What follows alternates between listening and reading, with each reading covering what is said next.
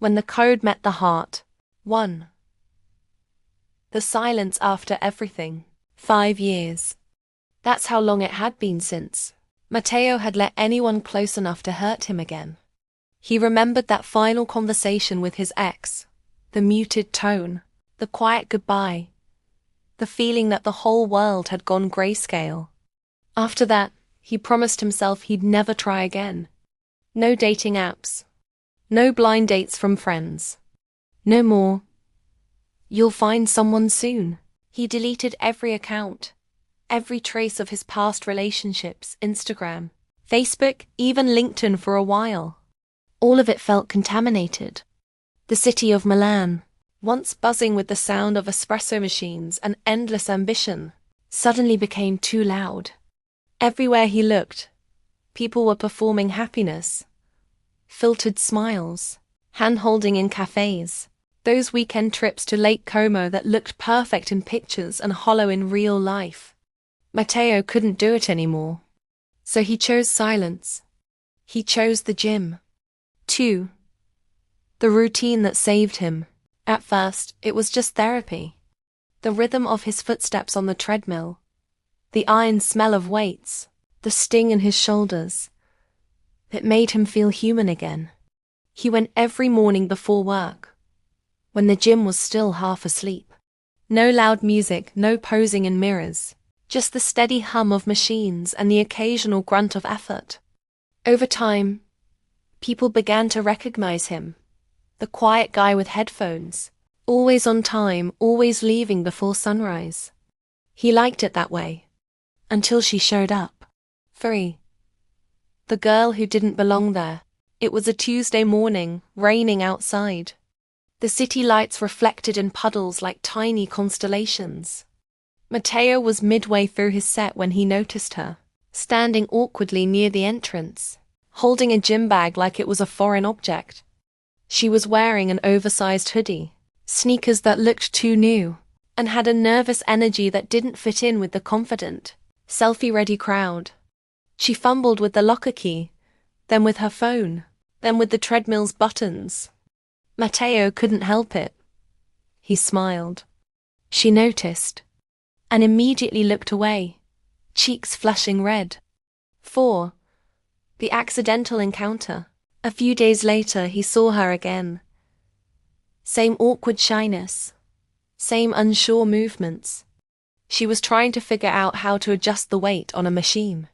Here, he said, surprising himself. You need to pull this pin first. She turned, startled, then smiled softly. Oh, right. I thought I broke it. Her accent was light, local, but not born and raised Milanese. Maybe from Bologna or Verona. He helped her adjust the seat, and she thanked him twice. Then she disappeared again, earbuds in, eyes down. But something about her lingered. The next day, he found himself looking for her. 5. Coffee and code. Her name was Elena. They first talked properly at the water cooler. He had just finished his workout. She was scrolling through her phone with a frustrated sigh. Bad day? He asked. She hesitated, then smiled faintly. Trying to fix a code issue before work. My laptop died, so I'm debugging from my phone like an idiot. He laughed. That sounds painful. You have no idea. That was how he learned she worked in IT for a small cybersecurity firm. She loved algorithms, hated meetings, and had a cat named Neo. He didn't talk much about himself, not yet. Just said he worked in business, management. The truth was more complicated. His family owned a well-known luxury textile company, founded by his grandfather after the war. Matteo managed the Milan branch, but he never liked talking about wealth. Elena didn't seem to care anyway. She treated him like just another guy in sweatpants. And that was refreshing. 6. The slow shift. Weeks turned into months. The gym, once his escape from connection, became the place he looked forward to. Not because of the workout, but because of her. They began timing their visits accidentally on purpose. Sometimes, after training, they grabbed coffee from the bar next door. She'd talk about cybersecurity breaches and how most people still use 123,456 as their password. He'd laugh and admit he was one of them.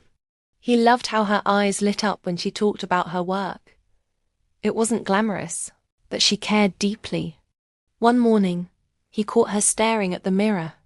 "I still don't feel like I belong here," she said quietly. "You do," he replied, surprising himself again. "You're the reason I actually show up now." She blushed. "That's dangerous. What if I skip one day? Then I'll skip too." They both laughed, but his chest tightened with something he hadn't felt in years. Hope. 7. The dinner invitation. It was late April when he finally asked her out properly. Not to a restaurant. That felt too formal.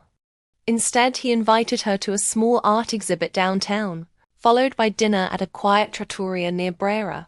She said yes. When she arrived, she looked different. Still shy, but radiant in a simple navy dress. He realized he'd forgotten how it felt to want to impress someone. They talked about everything. Her dream to open her own analytics consultancy, his struggle to find meaning beyond his family's legacy, their shared love for old Italian cinema.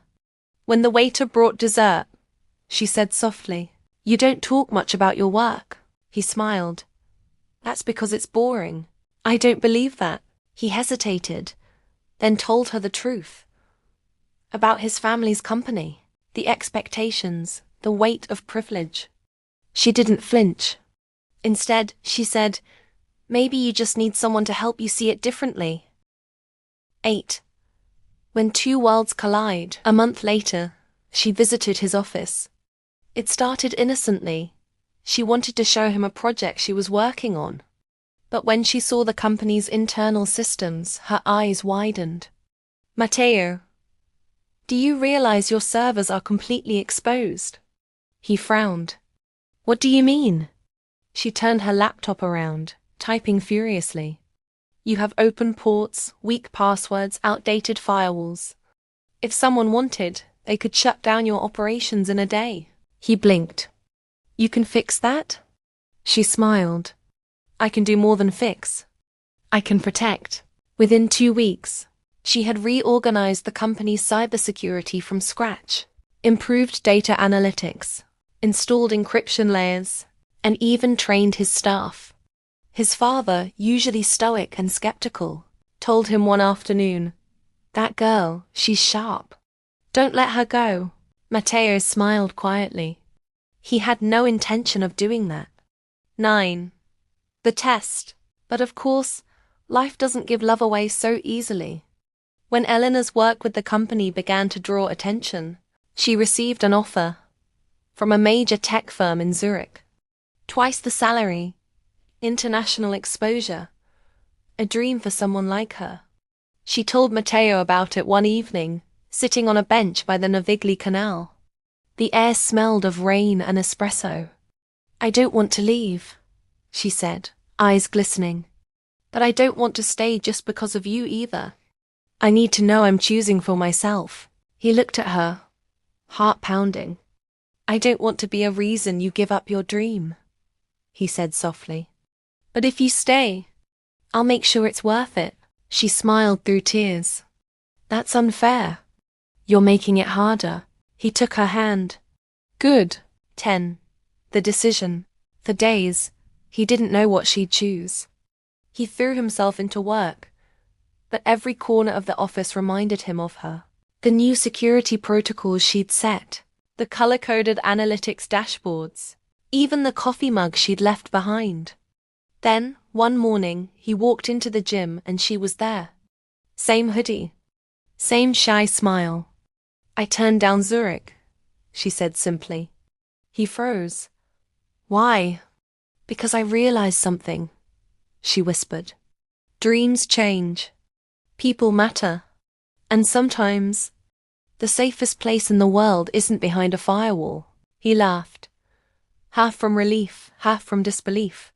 You're sure? Completely. She took his hand, looked straight into his eyes. Now, are you going to kiss me or make me say something else embarrassing? He didn't need more encouragement. 11. A new chapter. Months passed. Elena officially joined the company as head of data and security, a role Matteo's father personally created for her. The staff adored her. She modernized systems, reduced costs, and turned data chaos into clarity. At home, things grew naturally: weekend markets, late-night pizza after work, quiet moments of laughter. She helped Matteo heal in ways he hadn't known he needed. One evening, as they walked through Piazza del Duomo, surrounded by lights and the hum of tourists, she said, "You know what's funny? I joined the gym to feel stronger. I didn't expect to find you." He smiled, squeezing her hand. "And I went there to forget love." They both laughed. 12. When life finally makes sense. 5 years earlier, Matteo had been broken, convinced that love was a thing for other people. But now, standing with Elena under the cathedral's marble spires, he understood something. Healing isn't about forgetting the past. It's about finding someone who makes the future worth it again. The bells rang above them, echoing across the city. Elena leaned her head on his shoulder. "You're thinking too much again," she teased. He chuckled, just realizing that maybe life has its own way of making things happen. She smiled. "And sometimes that way starts with a gym membership." They both laughed, the kind of laughter that feels like breathing after years underwater. Milan shimmered around them, alive, imperfect, real. And for the first time in a long time, so were they. The end.